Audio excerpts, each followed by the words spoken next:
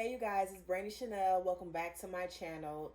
So listen, I just wanted to get on here and discuss the whole Kwame Brown versus Charlamagne the God, Kwame Brown versus Matt Barnes, Kwame Brown versus Steven Jackson, Kwame Brown versus Jamel Hill. Just Kwame Brown versus everybody, okay? So listen, so over the weekend, well, it started last week when when Matt Barnes got on his podcast he has with Steven Jackson. I think I'm saying his name, Steven Jackson, or whatever the case may be. I think I'm saying his name right. And they got on there with what's the basketball player Gilbert Arenas. I think that's what his name is. The clown that's always disrespecting dark skinned black women, but yet treat his light skinned baby mama like shit. Yeah, that one. Yeah, they got on their podcast and started, pretty much talking shit about Kwame Brown and what he was like in the NBA years ago when he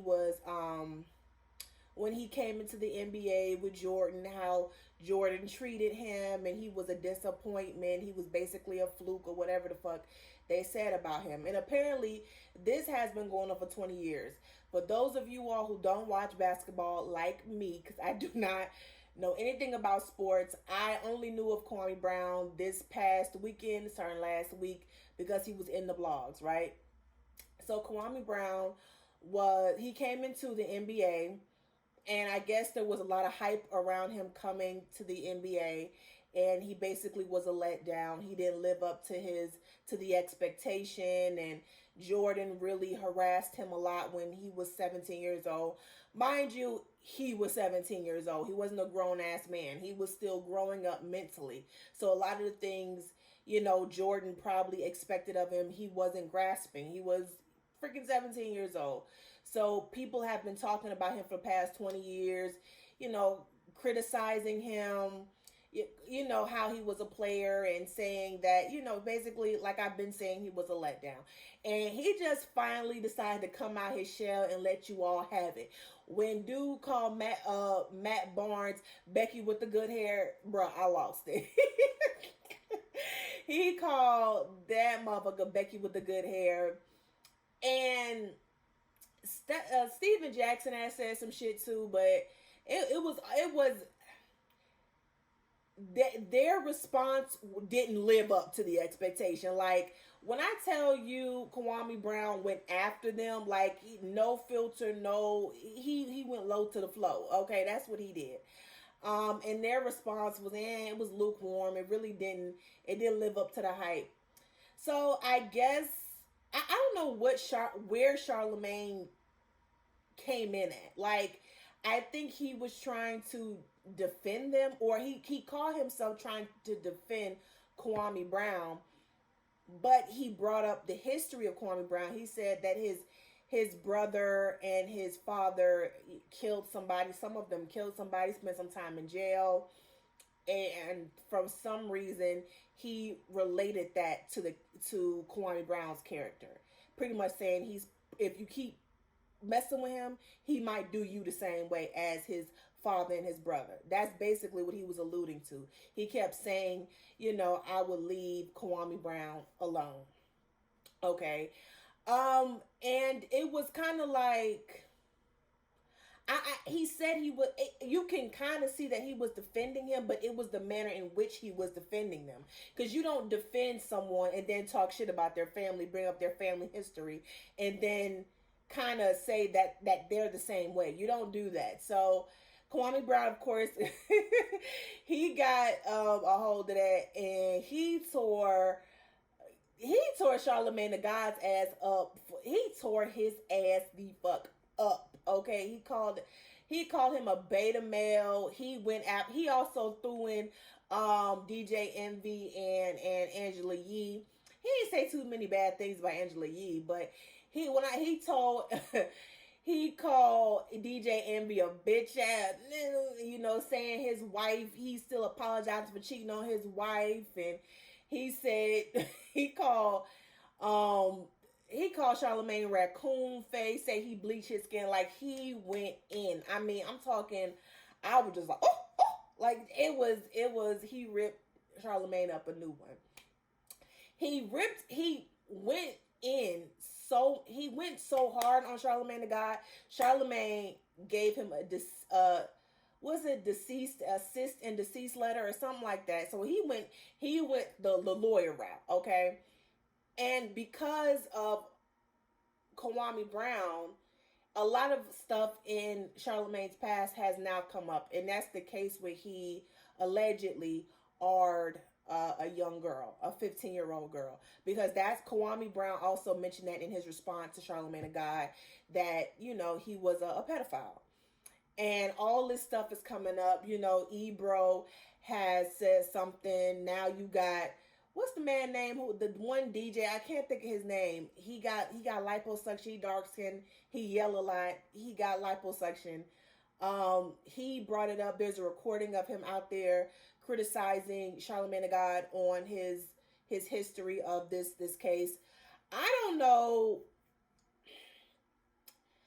Somehow, some way, Charlemagne the God has been able to just skate past this. Like, he's been able to just, they'll bring it up and then it's pretty much swept under the rug. Like, you don't hear about it. Like, we heard about it earlier. I think it was last year or the year before. It came back up again, but then it was swept under the rug.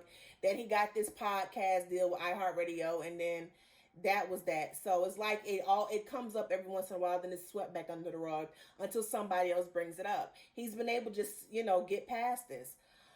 My opinion on this is, I feel like I don't know if he could bring if charges can be brought up on Charlemagne now, because it's been so long. I think like Ebro and that other guy, I cannot think of his name. That other guy who brought up the charges, I think they just don't like Charlemagne, so they will bring it up. That anything negative against Charlemagne, they will talk about it. But however, I do think Charlemagne may have done something to this woman, because it keeps coming up. She's not letting it go. The mama done got involved. So something is there. Something is there. I think Charlemagne has the same lawyer as R. Kelly. Like, why?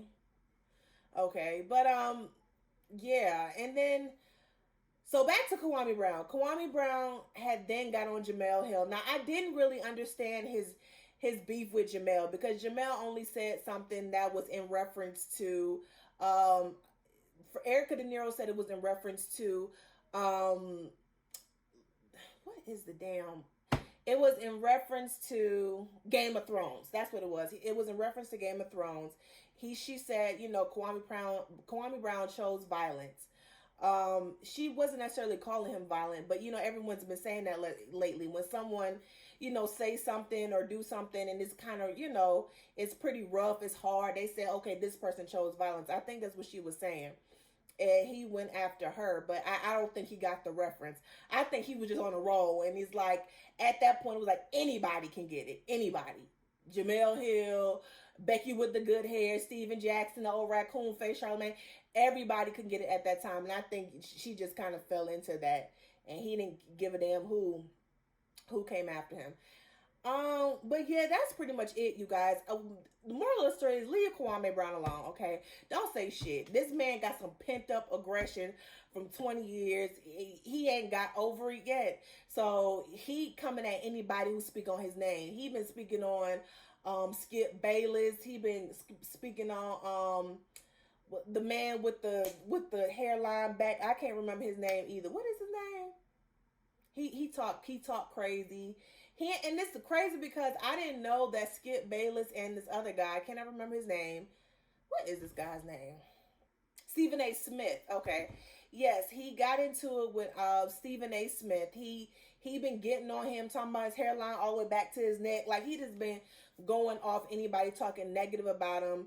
From what I heard, he was in the league, I think, for 10 years, and he made millions. So it's not too much of a bust. So I don't understand why people keep talking bad about him. But y'all need to leave that man alone. Just leave him alone, okay? He is not playing with y'all. You come for him, he coming for everybody. And he's coming after people that are unpopular. That's what he's doing. He's coming for people that majority of people do not like, okay? And the only reason why they still have their jobs is because they're loved in the industry. Okay, Charlemagne is loved in the industry. That's why he has his own little podcast programming under iHeart. That's why he can sit there and talk shit about Joe Budden wanting to own his own shit and talk about everyone else, because he's safe within the industry. He got people backing him that Joe Budden don't have. He got people backing him that Kwame Brown don't have. So that's why he feel like he can just get on his radio show and talk shit about people all day, knowing he got a whole woman out here claiming that he art her. You know what I'm saying? So he because he feels safe doing that shit. So leave Kwame Brown alone. Leave the man alone. Don't say shit else about him, because he coming for the ass. He is coming for that ass. Leave him alone. Okay? Stop playing with him. He is not playing with y'all today.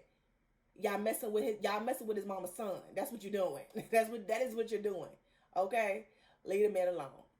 Okay, guys, if you all like this video, don't forget to like, share, comment, subscribe. Leave your comments down below. Let me know how y'all feel about this whole situation. Do y'all agree with Kwame Brown? Do y'all not agree with Kwame Brown? Do y'all like how he handled, the situation with Charlemagne the God, Stephen A. Smith, Steven Jackson, Matt Barnes? How do y'all feel how he responded to them? Do y'all think he has every right to now speak up? Just let me know down at the bottom. You all have a good evening.